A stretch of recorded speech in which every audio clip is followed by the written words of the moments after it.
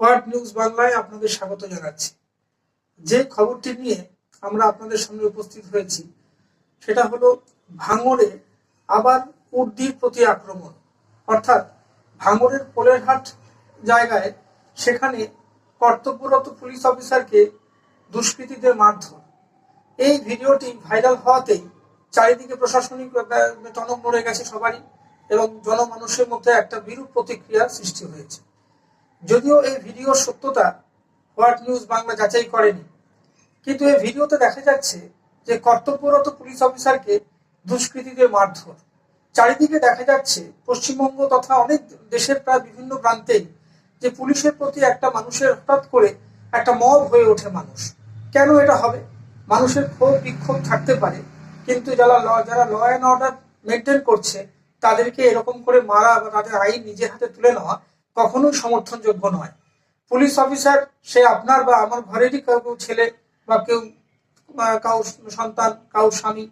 আপনার কোনো police officer বা কোনো তার কর্তব্যরত কারোর প্রতি যদি অভিযোগ থাকেও, তবে সেই অভিযোগ জানানোর অনেক পদ্ধতি রয়েছে, তাকে আইনগতভাবে অনেকভাবে ব্যবস্থা নেওয়া যেতে পারে।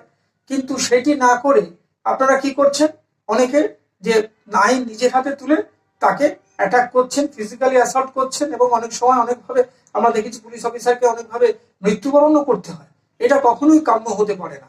যারা উর্দি ধারণ করে তারা প্রশাসনিক, তারা সরকারের লোক, তারা সরকারের ল অ্যান্ড অর্ডার মেনটেন করছেন বিভিন্ন প্রান্তে, দিন রাত এক করে তারা কাজ করছেন। হ্যাঁ, ত্রুটি বিচ্ছুতি থাকতেই পারে, কিন্তু ত্রুটি বিচ্ছুতি থাকলেই কাউকে গায়ে হাত দিতে হবে, ফিজিক্যালি অ্যাসল্ট করতে হবে, এইটা কখনোই কাম্য হতে পারে না।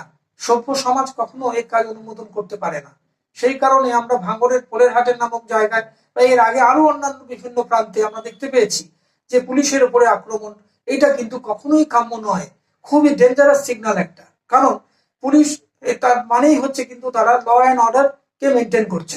এবার আমি বলছি, কোনো কারণে হতে পারে আপনার ক্ষোভ থাকতে পারে, কেউ হয়তো কোনো পুলিশ হয়তো একটু অন্য কোনো ভাবে হয়তো একটু হেড হ্যান্ডেড বা রেড হ্যান্ডেডলি অত্যন্ত অসুবিধা করতে পারে, কিন্তু তা সত্ত্বেও তাদের জন্য অভিযোগ জানানোর পদ্ধতি আছে। আপনারা প্রশাসনকে জানান, আপনারা লিখিতভাবে কোনো আইনের আশ্রয় নিতে পারেন, কিন্তু এরকম ভাবে কর্তব্যরত পুলিশ অফিসারকে কখনোই মারা যায় না বা মারা সমর্থনযোগ্য নয়, এবং এইটি কখনো সভ্য সমাজ বা নাগরিকদের কখনোই কাম্য হতে পারে না। কারণ একটা কথা আপনাকে বুঝতে হবে যে কোনো অসুবিধা হলে আপনারা কিন্তু পুলিশের কাছেই যান, আমিও যাই, আপনিও যান। পুলিশের ছাড়া আপনাদের চলবে না, আমাদের চলবে না। তবে কেন পুলিশকে এরকম করে ফিজিক্যালি অ্যাসল্ট করা? তার যদি কোনো ভুল হয়ে থাকে তাকে অন্যভাবে বলুন, তাদের ঊর্ধ্বতন কর্তৃপক্ষকে জানান। আপনারা সেটা করছেন না, এরকম ভাবে কিন্তু পুলিশ অফিসারকে মারছেন। বিভিন্ন প্রান্তে দেখা যাচ্ছে অনেক সময় মৃত্যুবরণ করছেন। এটি কখনো কাম্য হতে পারে না। তারা সরকারি চাকরি করছেন, তারাও আপনার আমার ঘরেরই ছেলে মেয়ে। তারা যদি আজকে এরকম করে আপনার ঘরে যদি এরকম ধরনের অ্যাসল্ট হয়, তখন আপনার কি ভালো লাগবে? সুতরাং এইটি আপনারা মাথায় রাখবেন যে কখনোই কোনো কর্তব্যরত পুলিশ অফিসার বা কোনো সরকারি লোক বা কোনো মানুষের গায়ে হাত দেবেন না। আপনারা কি করতে পারেন? কোনো কাজ যদি অপছন্দ হয় আপনারা অভিযোগ করুন, লোকাল থানায় অভিযোগ করুন, বা আরো অন্যান্য পদ্ধতি আছে, আইনগত পদ্ধতি আছে, আপনারা সেইভাবে তাদের জানান, কিন্তু কখনোই ফিজিক্যালি অ্যাসল্ট করবেন না। আপনারা ভিডিওটি দেখুন, আপনাদের মতামত জানান। আমাদের এই চ্যানেল কেমন লাগছে আপনাদের জানাতে পারেন কমেন্ট সেকশনে। নমস্কার।